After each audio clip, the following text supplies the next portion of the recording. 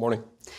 Good morning to you. So you were at Mar-a-Lago recently. You were in New York at the Manhattan courtroom. You were in Ohio alongside Donald Trump at a fundraiser. I know you keep getting asked whether or not you're going to be vice president or not. And you said you haven't spoken to him about it. Sure.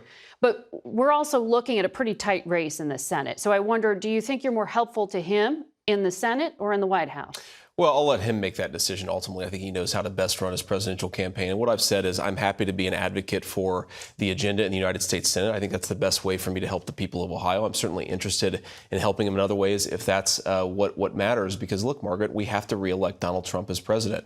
The contrast is so extraordinary between higher inflation at home and war overseas. That's the Biden record, and the Trump record of peace at home and prosperity. That is an incredible thing to run on. And importantly, it's an incredible thing to deliver for our country. So I think we need to help Donald Trump get across the finish line. That's why I've spent a fair amount of time with him the past couple of weeks, helping him raise some resources, showing up in support in New York. But it's all about getting him elected president. I actually don't care that much who the vice president is because Trump's ultimately going to govern.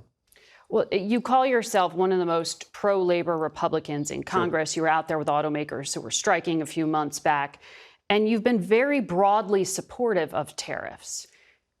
Why are you opposed to President Biden then putting tariffs on batteries and electric vehicles and other technology from China? It seems inconsistent. Well, I think there are two things here. First of all, many of the tariffs that Joe Biden has endorsed in the last couple of weeks are tariffs that he ran against in 2020. But now that he sees that Donald Trump is leading him in the polls, he's adopting the Donald Trump agenda. That's not actually being a good policy president. That's shifting on politics because you know you're about to lose. Well, he's targeted these pretty directly. There's a second thing, Margaret, that's really important here is Biden's entire agenda, such that it exists, has been about protecting green energy jobs at the expense of the industrial heartland. If you are in Wisconsin, Michigan, or Pennsylvania, you are not being empowered or enriched by Joe Biden's green energy agenda. So him applying tariffs on the green agenda stuff, does it help steelmakers? Does it help natural gas workers? Does it help the heart of the American economy? The answer is no, which is another reason why Donald Trump would make a much better president. Well, you know, it's what Chinese electric vehicles are like less than 2% of the market.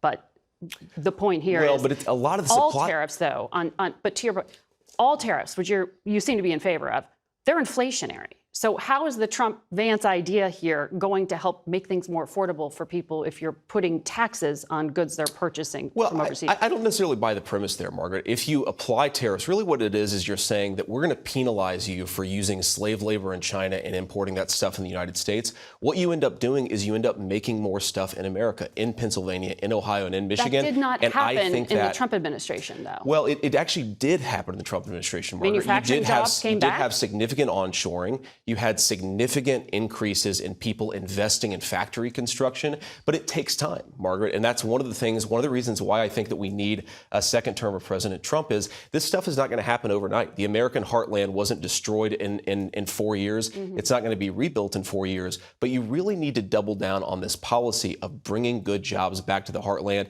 and, more importantly, making stuff in America. We have to be self-reliant as a country. We haven't heard a lot of specifics. I mean, there's been ranges of a 10% to 60% tariffs. Do you know what the plan is? Well, look, I'm not going to speak for Donald Trump, but I certainly agree that we need to apply some broad-based tariffs, especially on goods coming in from China, and not just solar panels and EV stuff. We need to protect American industries from all of the competition. Because here's the thing, Margaret, the reason China beats us, it's not because they have better workers. It's because they're willing to use slaves to make things there. We want American workers to make this stuff at good wages. I want to ask you about some of the things you said about American universities. I know you've been very critical